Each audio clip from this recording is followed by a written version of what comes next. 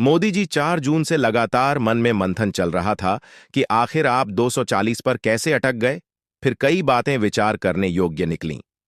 1।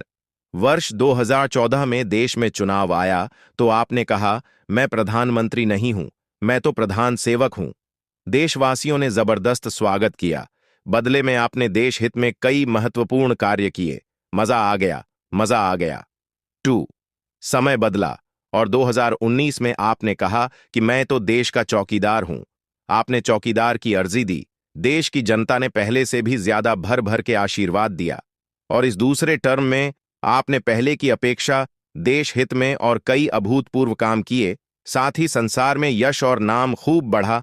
हमें बहुत खुशी हो रही थी, मजा आ रहा था। 3। फिर भी बहुत तकलीफ थी।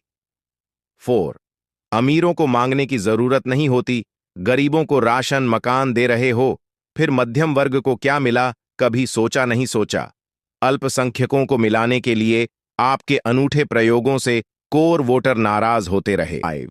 आपके फैसले से आपके लोग दुखी हुए, फिर भी आपके साथ दुखी भाव से खड़े रहे। लेकिन जब चुनाव का वक्त आया तो आपने सरकार बचाने या चुनाव जीतने का नारा ही नहीं दिया, जबकि साइकोलॉजिकल नैरेटिव अब की बार 400 पार का कर दिया। 6। आपके वोटर बाहर ही नहीं निकले, क्योंकि सब यही सोचते रहे, अरे 400 पार तो हो ही जाएगा, एक मेरे वोट से क्या होगा। 7। आपने कांग्रेस, राहुल गांधी और विरोधियों को सड़क पर उतार दिया। आपसे दूसरी बड़ी गलती यही हो गई। 8।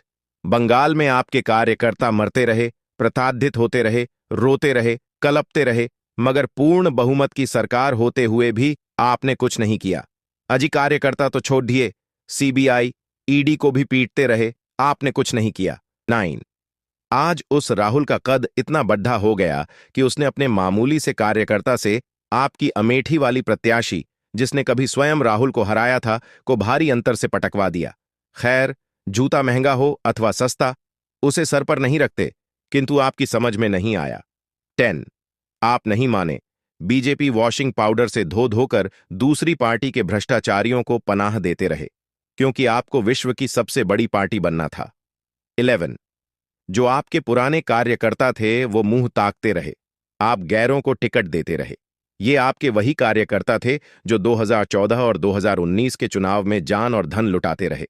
अभी भी वक्त है, पैंतरे बदलिए और खुद को संभालिए। 12। बीजेपी फैजाबाद से हार गई। जानते हैं क्यों हारे? आपने राम भक्तों पर गोलियां चलवाने वाले को पद्मश्री आदि से सुशोभित किया ना? तो फिर वहां की पब्लिक ने रामद्रोही को जितवा दिया, तो क्या गलत किया? इस शुक्र मनाइए कि अच्छे काम की वजह से व हम जैसे जागृत हिंदू के कारण आपकी सरकार अंतिम समय में बन गई।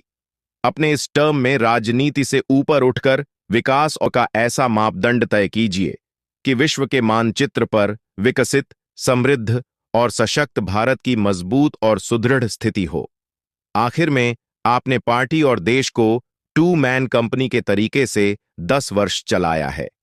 इस रवैये को अब थोड़ा बदल दीजिए और थोड़ा अपने कार्यकर्ताओं की बात पर ध्यान देना शुरू करिए। थोड़ा हिंदू मध्यम वर्ग की भी चिंता कीजिए।